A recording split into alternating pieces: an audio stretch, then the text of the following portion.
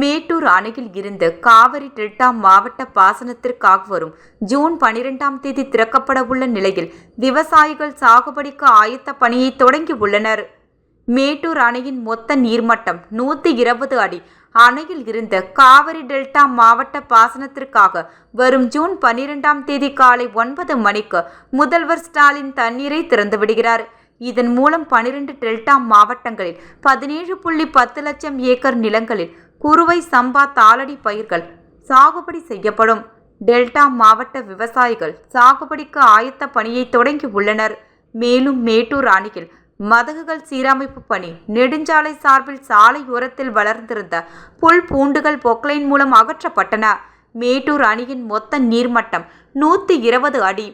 தற்போது அணையில் 114 அடி நீர் உள்ளது. அணைக்கு 5908 கன அடி நீர் வந்து கொண்டு இருக்கிறது. அணையிலிருந்து 1000 கன அடி நீர் வெளியேற்றப்படுகிறது.